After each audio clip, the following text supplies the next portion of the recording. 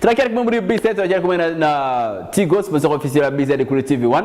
Nongere nkubise kandi ukanda like kuri Facebook page yacu facebook.com/zigispace.fm ngo byanditse aho ngaho kuri ekra yawe.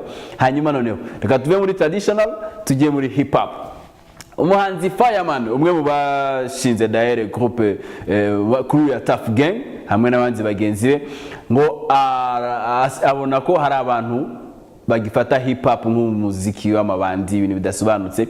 So ngubu rero ngo muri gahunda afite harimo n'ubuvugizi kugira ngo abantu bamene ko hip hop ari injyana nayo y'abantu basobanutse ko ari n'injyana isobanutse. Ni mu kiganiro twagiranye nawe muri B7 kiganiro kirekire yatubwiye daire n'indi mishinga afitemo, atubwira no kuba muri no minsi yarahinduye studio gatoya ikibiri inyuma. Ni muri B7 Jagger one time. Remember, it's going down for real. Njyana hip hop hari ahantu yavuye, hari naho igeze, ariko nyine birumvikana ko hari ahikwe no kugera. Turacyabirimo, turacyabura ibintu byinshi, turabura abaterankunga, turacyabura abantu batwiyumvamo nkuko mbese mentalite yo kumva rap na hip hop abantu baracyayumva mu buryo buri negative.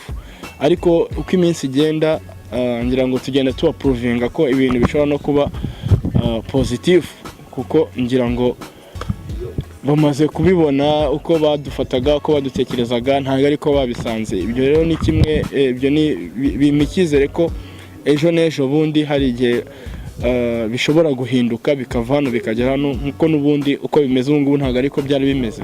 Ikizere kirahari ko bizahinduka, ariko nyine haracyakeneye imbaraga nyinshi, haracyakeneye ubukangurambaga, dukeneye kivugira kwa niko nabivuga.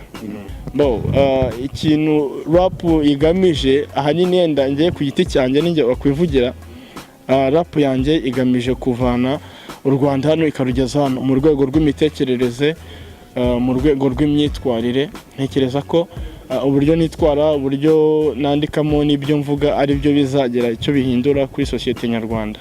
Ni muri urwo rwego rero gahunda yari nyine ari yo gutanga urugero rwiza, lyrics zubaka zivana abanyarwanda hano zibashyira hano. Mbese dukeneye iterambere muri rusange, umusanzu wanjye kugaragara nk'undi munyarwanda wese. Ubu ngubu maginganga ndi gutegura gusohora indirimbo nshyashya, indirimbo yitwa Abakopine. Ni indirimbo nziza cyane nakifuriza buri muntu kuyumva. Ndateganya ko izasohoka mu mpera z'iki cyumweru, Imana izabimfashamo. Gukorerwa muri F2K na producer T Brown. Urebye icyayidindije nuko turi no gupanga itegurwa ry'amashusho yayo, twagira ngo bisohokane n'amashusho, ariko ntabwo byadukundiye, ariko nayo azahitaza ariko igomba gusohoka vuba cyane. Ariko ntabwo biba bivuze ko utakorera ahantu ari hose, kuko burya biterwa n'amasezerano wasinyanye n'abo mwasinyanye. Ariko ntabwo ngewe bambuza gukorera mu yindi studio. Igihe cyose produit igomba kuba imeze neza igomba gukorwa, kandi ntekereza ko umurimo dukora ari umurimo unoze. Igihe cyose umurimo unoze ntabwo wahagarika.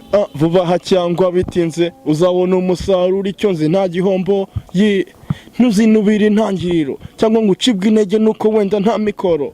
Vayo mwene data wowe fatiraho, Rurema wenyine ni uzi bizakubaho byose. Umwana w'umuntu atera stress gusa ntubyiteho main. Ubu se bangaye tuzi katikutse kubwo gufunga imyuka, none ntambwe yaratewe. Nagira ngo mbabwire ngo nta mpamvu zo gucika intege. Uko byagenda kose abantu bose bari ahantu hari aho baba baratangiriye. Icyangombwa ni ugushyira hamwe tukagira icyerekezo kimwe nk'abanyarwanda. Nta kintu kidashoboka, turi kumwe twese tuzabishobora, Imana izabidufasha.